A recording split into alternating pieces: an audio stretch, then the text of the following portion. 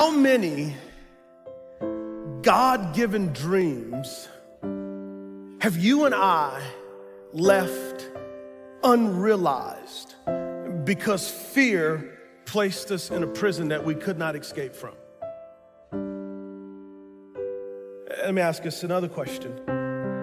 How many God accomplishments with your name written on them, with my name written on them, have gone unaccomplished because fear paralyzed us? Think about that question. So here's the deal. If you continue to live in fear, your family, your friends, your church, and the world will miss your unique contribution. Now let me say it a little bit more theologically and a little bit more strongly. You and I will rob God of his glory if we remain in fear, and I don't want to be a glory thief. But imagine, if you will, being on your deathbed and standing around your bed, the ghost of the dreams, the ideas, the abilities, the talents given to you by life, that you, for whatever reason, you never pursued those dreams. You never acted on those ideas. You never used those gifts. And there they are standing around your bed looking at you with large, angry eyes saying, we came to you, and only you could have given us life. And now we must die with you forever.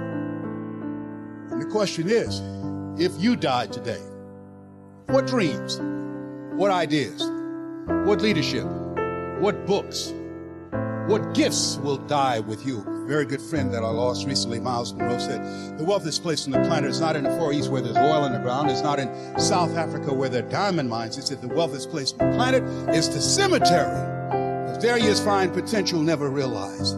There you'll find dreams never pursued. There you'll find people allow themselves to be imprisoned by fear and living a small life. Maybe that's why one woman asked in a moment of anguish, what if you live your whole life only to discover it was wrong?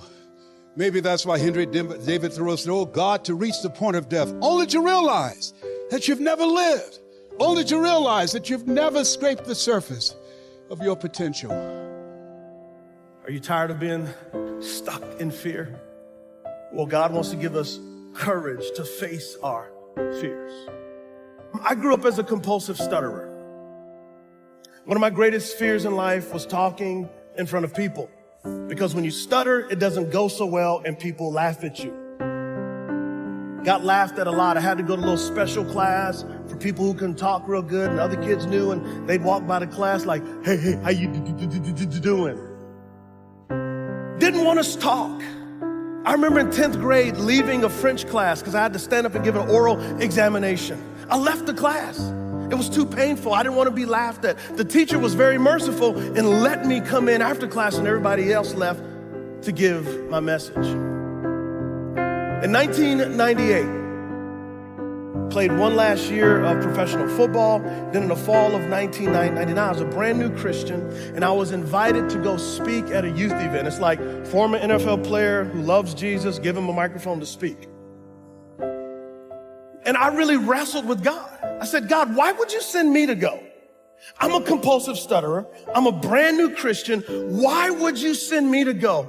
And all of the memories and everybody making fun of me. And I could see myself being on stage like stuttering and not knowing what to do and embarrassing myself again. And I was arguing with God. God, why would you do this? Why would you have them call me? Surely there's somebody better who can actually put words together. Why would you send me? I was afraid. I remember I was in the shower, just wrestling with God and praying to him. And a couple things happened, not an audible voice, but the first thing was this: Derwin, if I can raise my son Jesus from the dead, I can move your tongue to talk. And Derwin, I put something in you, a message of grace, and I want you to unleash it, but you've got to trust me. Fear became a friend because it pushed me to my daddy. Let me say that again. Fear became a friend because it pushed me to my daddy. So when the enemy knocks on the door, I let Jesus answer it because he takes me to my daddy. How about you?